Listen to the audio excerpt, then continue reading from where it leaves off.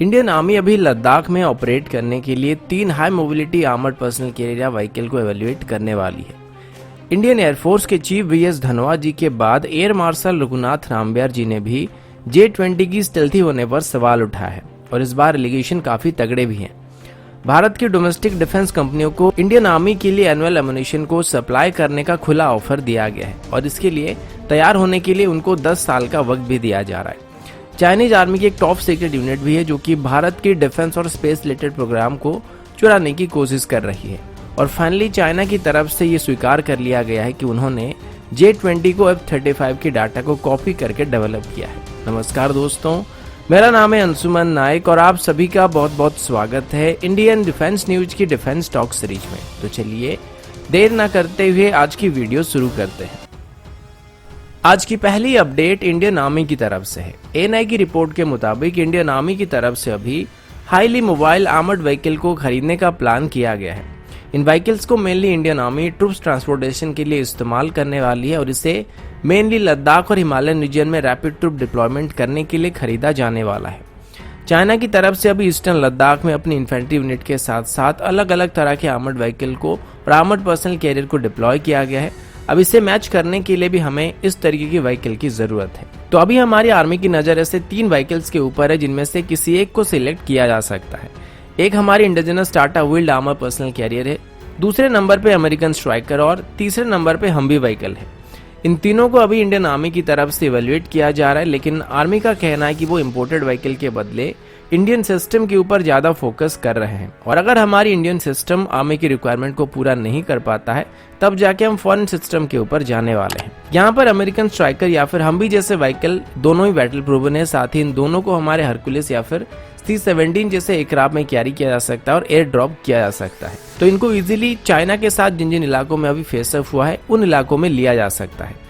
वहीं पर DRDO और टाटा की आर्मर्ड व्हीकल की बात करें तो ये अभी तक सर्विस में शामिल नहीं हो पाया है, जिस वजह से इसकी एवोल्यूशन होने में थोड़ा वक्त लग रहा है। अभी हम इस तरीके की डिप्लॉयमेंट के लिए ज्यादातर BMP-2 व्हीकल का इस्तेमाल करते हैं, लेकिन रैपिड ट्रूप डिप्लॉयमेंट के लिहाज से देखा जाए तो ये उतना अच्छा नहीं है। तो अब इन 3 व्हीकल में से किसी एक को इंडियन आर्मी सिलेक्ट करने वाली है, जिसको काफी बड़ी मात्रा में इंडियन आर्मी में शामिल किया जा सकता है। अगला अपडेट J-20 को लेके। कुछ दिन पहले आपने सुना होगा कि इंडियन एयरफोर्स के फॉर्मर चीफ वीएस धनोआ जी ने चाइना की ग्लोबल टाइम की क्लेम को काउंटर करते हुए कहा था कि J-20 एक कंप्लीट 5th जनरेशन एयरक्राफ्ट नहीं है। उन्होंने इसकी कनार्ड्स और सुपर क्रूज कैपेबिलिटी के ऊपर सवाल उठाए थे, जिनका जवाब अभी तक ग्लोबल टाइम की तरफ से नहीं दिया गया है।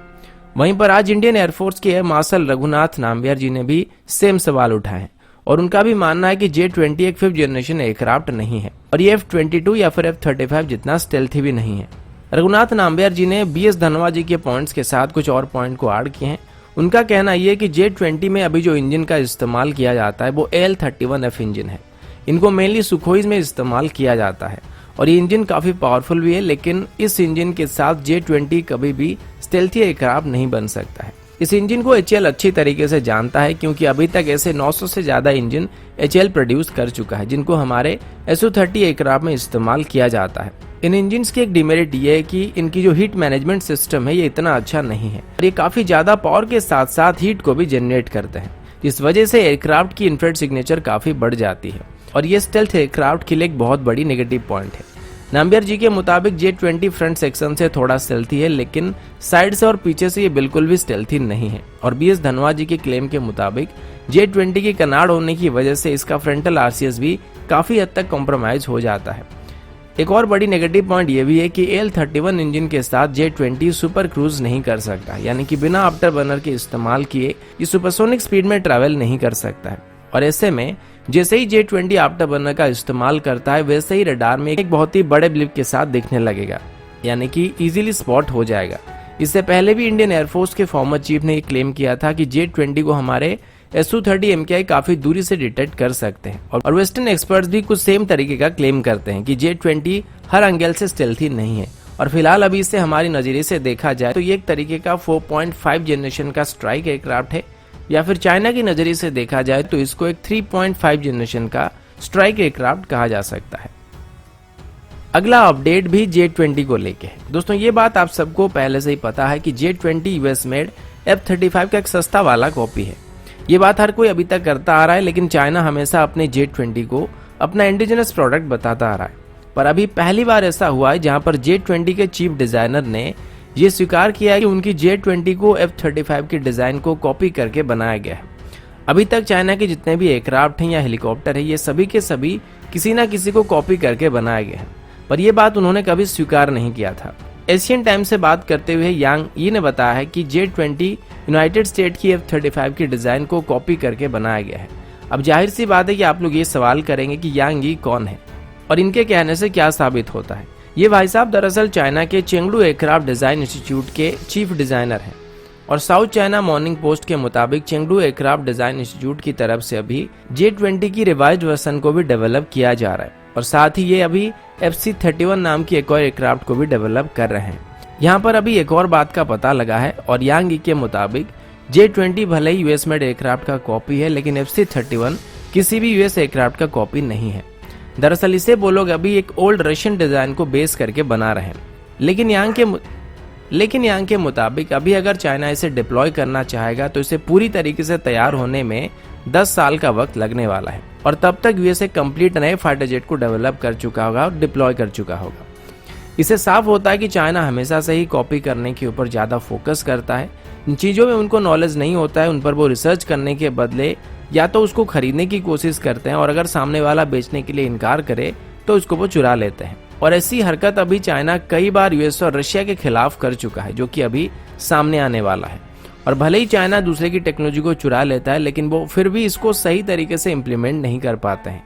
और चाइनीज कॉपीज में और ओरिजिनल यूएस और रशियन ओरिजिनल एयरक्राफ्ट में वही अंतर होता है जो ब्लू रे रिप और हॉल प्रिंट के फाइल में होता है। लेकिन ये बात अभी सामने आने के बाद यूनाइटेड स्टेट और चाइना के बीच तनाव काफी बढ़ने वाला है, ऐसा अभी उम्मीद किया जा रहा है। अगला अपडेट हमारे डोमेस्टिक डिफेंस प्रोडक्शन को लेके, जैसे कि आप सबको पता होगा कि अभी आत्मनिर्भर भारत का नारा लगाया जा रहा है, साथ ही काफी सारे डिफेंस इंपोर्ट के ऊपर पाबंदी लगाई जा रही है ताकि हम डिफेंस सेक्टर में सेल्फ डिपेंडेंट बन पाए। इसीलिए अभी आर्मी की तरफ से हमारे डोमेस्टिक प्राइवेट सेक्टर कंपनियों को इन्फॉर्म कर दिया गया कि इंडियन आर्मी की एनुअल एमुनिशन रिक्वायरमेंट को पूरा करने के लिए जो ज्यादातर हथियार खरीदे जाएंगे उनको इंडियन कंपनियों से खरीदा जाएगा और इस पर अभी सबसे ज्यादा फोकस किया जाएगा। इसमें अभी कई तरह के एमुनिशन होने वाले, जिनमें स्मॉल आर्म से लेके आर्टिलरी गन के सेल तक शामिल हैं। इनके लिए अभी अलग अलग तरह के काफी सारे RFI इशू किए गए हैं, जिनमें 300 mm की स्मर्च रॉकेट, 120 mm के BM-21 रॉकेट, 90 mm के शोल्डर फायर रॉकेट, 155 mm की आर्टिलरी एमुनिशन, 40 mm और 20 mm की एमुनिशन और बाकी सारे सभी स्मॉल आर्म के लिए भी RFI इशू किए गए हैं। इसमें अभी हमारे अलग अलग तरह के private sector MSME company participate कर सकते हैं और जॉइंट वेंचर के अंदर भी वो इनको मैन्युफैक्चर कर सकते हैं, पर इसमें सरकार की तरफ से उनको फाइनेंशियल सपोर्ट नहीं दिया जाएगा। यानी कि रिसर्च और डेवलपमेंट में जो पैसा इन्वेस्ट करना पड़ेगा वो उनको अपने तरफ से करना पड़ेगा। साथ ही किसी भी तरह की वेपन्स और एमुनिशन को डेवलप करने के बाद मिनिस्ट्री ऑफ होम अफेयर्स की आर्म एक्ट के अंदर सभी जरूरी क्लियरेंस को भी उन प्राइवेट सेक्टर कंपनियों की तरफ से क्लियर करना पड़ेगा। इसके बाद आर्मी की तरफ से हर साल 70 लाख से भी ज्यादा 7.62 mm की राउंड के साथ साथ कुछ डॉजन तक स्मर्च रॉकेट को भी खरीदा जाएगा। इसके लिए अभी हमारे डोमेस्टिक फर्म को 10 साल तक का वक्त दिया जाएगा और ये सब अभी इस वजह से किया जा रहा है ताकि हमारी डोमेस्टिक डिफेंस प्रोडक्शन मजबूत हो सके। और अभी ऑर्डिनेंस फैक्ट्री बोर्ड की तरफ से भी सभी एमुनिशन को सफिशिएंट मात्रा में प्रोड्यूस नहीं किया जा रहा है, जिस वजह से हमें काफी सारे इक्विपमेंट को बाहर से इम्पोर्ट करना पड़ रहा है। अगला अपडेट भी चाइना की तरफ से है और ये अपडेट थोड़ी चिंता करने वाली है। जी न्यूज की रिपोर्ट के मुताबिक चाइनीज आर्मी की एक सीक्रेट यूनिट है जिसको कोड में 61398 यूनिट कहा जाता है और चाइना की ये यूनिट अभी मेनली साइबर वॉरफेयर के लिए जानी जाती है। मतलब इनका काम हैक करना और डाटा चुराना होता है। हमारे सिक्योरिटी एजेंसीज के मुताबिक अभी ये यूनिट भारत के डिफेंस और रिसर्च प्रोजेक्ट के बारे में डाटा निकालने की कोशिश कर रही है और जब से इस बात का पता लगा है तब से हमारे सभी इंटेलिजेंस डिपार्टमेंट्स को हाई अलर्ट पर रखा गया है। पिछले कुछ दिनों में चाइना की इस यूनिट की तरफ से भारत के खिलाफ साइबर वॉरफेयर की टैक्टिक्स अप्लाई करना शुरू कर दिया गया था और ये अभी भारत के डिफेंस और स्पेस प्रोग्राम के बारे में भी काफी इंटरेस्ट दिखा रहे हैं। इस यूनिट का हेडक्वार्टर अभी सांघाई की प्यूडोंग डिस्ट्रिक्ट में है और 2014 में यूनाइटेड स्टेट की तरफ से ही चाइना की इस यूनिट के कुछ लोगों को पकड़ने के लिए वारंट जारी किए गए थे और उसके बाद चाइना की तरफ से 61398 यूनिट को 2015 में सेंट्रलाइज करने का फैसला किया गया था और एक और नई यूनिट को तैयार किया गया था जिसका नाम PLA स्ट्रेटेजिक सपोर्ट फोर्स था। एक्सपर्ट्स का मानना है कि यूनिट जंग जैसे हालात में भारत या किसी और देश के क्रिटिकल इंफ्रास्ट्रक्चर को टारगेट कर सकते हैं। और सबसे बड़ा खतरा हमारे इलेक्ट्रॉनिक और इकोनॉमिक सेक्टर को होने वाली है, क्योंकि भारत की इलेक्ट्रिक ग्रिड और बैंकिंग सिस्टम के ऊपर वो साइबर अटैक कर सकते हैं। अभी ये भी सुनने को मिल रहा है कि चाइना के पास सिर्फ यही अकेला एक यूनिट नहीं है, बल्कि चाइना के अंदर भी ऐसे बहुत सारे यूनिट और ऑर्गेनाइजेशन काम करती हैं, लेकिन उन सब का मकसद एक ही होता है, जो कि दूसरे देश की डाटा चुरा के अपने देश को सप्लाई करना होता है। तो दोस्तों, अभी के लिए इतना ही। मिलता हूँ आपसे अगले वीडियो में, तब तक के लिए जय हिंद, वंदे मातरम।